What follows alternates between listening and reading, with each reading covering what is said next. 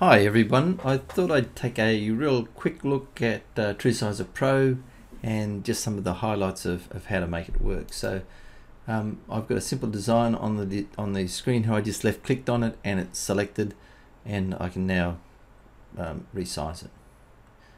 So just clicking on the handle and dragging down, you can see that the stitch count changes when I do that. So I've got 754 stitches and now I've got 1222. And that's indicated down here in my little properties status toolbar. Okay, so let's work along the icons on the standard toolbar, and I'll describe what each of these are. Now the first 4 icons are basic Windows icons: open a file, save a file, print a preview. So that'll take us to a set of documents that we can print. We can produce 4 different types of document: an approval sheet, production summary, and a color film. Okay, so if I want to get out of that, just close it. That's the subject of another video. These are undo and redo keys. So Control Z is the keyboard shortcut for undo, and redo is Control Y. The next box here is the percentage that I'm looking at the design, the size of the design. So if I hit 0 on my keyboard, it will fill the work area with the design. So we're now looking at 841%. If I go to the drop down and select 100, well, that's the anchor in true size in a 1:1 ratio. So to fit, which is, and the shortcut for that is the number 0 on your keyboard. Okay, moving right along under the options keyboard, shortcut. We can set how we want to view graphics. We can show, there are no bitmaps in this drawing, but we can show them dimmed.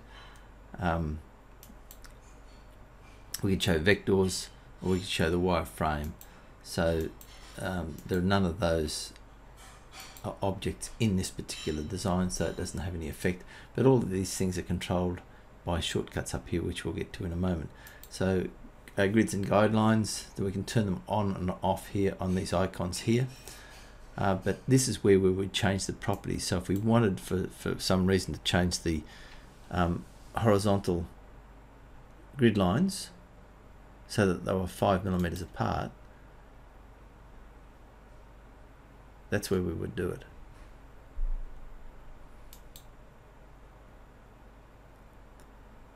So the horizontal spacing of the grid lines, yes, so they're 5, and the vertical spacing between grid lines is still 10 millimeters. I'll just put that back to standard. If you chose snap to grid, then the object's going to snap to the grid when it gets close to it. And here's where we show the rulers and guidelines, and I'll show you how to. I'll turn them off here now. Okay, so we've turned the guidelines off, and I can turn the grid off by selecting up there. It's back in our options box and our hoops, so we can choose the hoops that you have in your workshop, and there's quite an extensive range there. Okay, so that's your options box. Now the next set of icons are sort of your view toolbar. So true view turns true view on or off. The shortcut for that is the letter T, and you'll notice when you move your mouse over the icons, the shortcut key, the keyboard shortcut is displayed in brackets. So the next one is turn your stitches on and off, that's S. Turn your vector lines on and off, and turn your stitch points on and off. So normal mode would be stitches on and probably vector lines on too, so you can see that you've got some pull compensation. Like I said before, we've got no bitmaps, but this is how you turn them on and off. Vector files, this is the fabric that's displayed in an applique design. Show a background image. So if I right click on that icon, it'll bring me to my background and display colors dialog box, and this is it here actually, so we'll look at it again in a moment. And I could choose to show a background image. Now I can either choose just fabric or I can choose a product. So if I were to choose girls, and I'll go to the drop down here, and you can see you've got a whole range of different products you can choose from. So let's go for a ladies t-shirt, and we'll select the front, and we'll even give it a color. Nice bright yellow, go OK. So if I roll my mouse back to zoom out, I can then pick my logo up and place it wherever there'd be a difficult logo to, difficult shirt to stitch onto that one.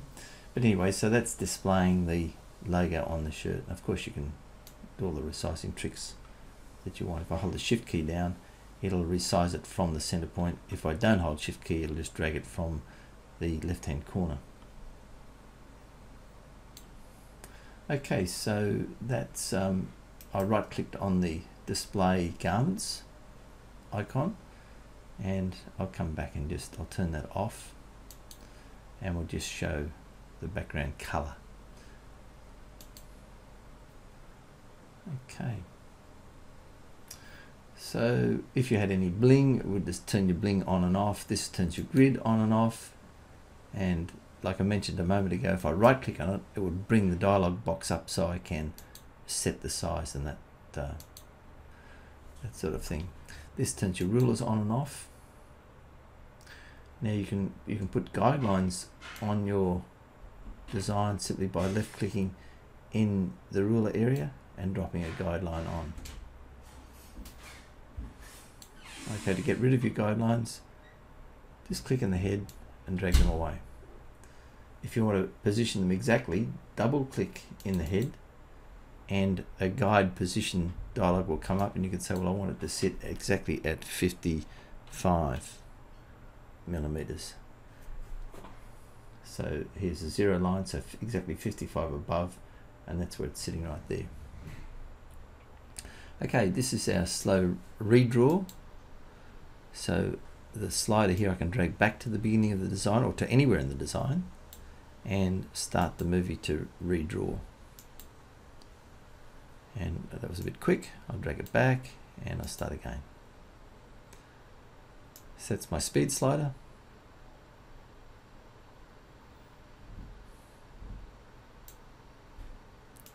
And that's the locator, the range of stitches that you want to redraw. Okay. So I'll hit 0 to fill the screen with my design. Now I've made this very large. See the dotted lines there? That's indicating that those stitches are quite long, and they are in fact 14.96 millimeters. So they're a bit long to be stitching as a satin stitch. So if I wanted to resize the design, just click on it and drag it down. You can see those dotted lines disappear as we bring the design back to a realistic size. Okay, so that's a quick introduction on resizing. This is your actual property bar, and you can resize here. So this shows you the XY location of the design in relation to the center of your work area. But this changes your width and height of the design. So with the locked, if I change the width to 40 millimeters, it'll proportionally change the design, and you can see that. Let's do that again because I don't know that changed. 50. Yeah, so it's changing the height of the design as well, proportionally. If I unlock it, I can change the width of the design to say 40, and the height will be unaffected. Okay, so I'll just undo that. And the normal thing would be to have that locked. So that's one way of resizing a design. Now we come on to the transform toolbar, which is quite exciting because we can mirror on the horizontal, mirror on the vertical. We can mirror by reference line. So I'll select that and I'll click a line. then click, sorry, mirror by reference line. We'll just come back to that, Control Z, undo it. Select the object, mirror by reference line, so select it and go click, click, and it'll mirror on the other side of that line. So I'll do that again, mirror, click, click, and it mirrors, so the line's there, it's just flipped it over on that line. I can rotate by 45 degrees to the left or to the right. I can rotate by a nominated angle, so I'll rotate by 30 degrees and hit enter. Or I can slant the design, so let's say I want to slant it by 20 degrees and hit enter.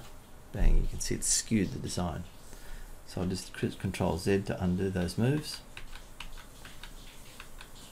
Okay, back to where we were. And the next one is probably my favorite, digitize or transform by reference line numerically. So if I click that and then click a reference line on the design, so from there to there, and say I want to resize it so that that length is exactly 50 millimeters, because it'll proportionally change the design. So where it's really handy is if you wanted to select a piece of the design and proportionally change the whole design relative to a point inside the design. So I'll select it again, and let's say we wanted that satin stitch to be exactly 4 millimeters wide. So click, click, type in resize and change it to 4 millimeters. The whole lot will resize so that that column of stitching is 4 millimeters wide. Okay. The other thing you can do with that, I'll just second click the design. You can see I've got a pivot point appears, which I can move. I'll just rotate the design around that pivot point. Now I want to use my transform by reference line tool again, and I'm going to go click. So from the middle bottom to the middle top, I'm going to say I want to rotate it so that line that I just digitized, which is attached to the image or to the design, is exactly 90 degrees. So you can see it brings it around to vertical. So that's particularly useful if you've got a line of lettering that's on an angle. So you go click, click under the letters and rotate it so that they are at 0 degrees. And transform by reference line freely. So I'll click, click.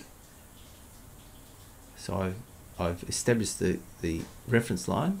So I'll move the object, click, and then rotate it on the first reference line and click to the point where I want it rotated to. So just different ways to transform the design. Okay, so that pretty much wraps it up. I've covered the colorway editor in other videos. Let's just open our background and display colors.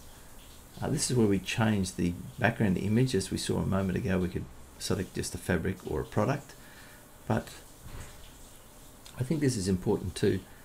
Change anything that's unsewn to a bright color. So when I go to that redraw tool and bring the slider back, so I select it. When I bring the slider back, anything that's unsewn is that greeny color, so it's quite obvious rather than just having it black. And the other thing that I like to do in the Rubik's Cube is change my guidelines so that they're a bright color, say blue, and they just stand out much better.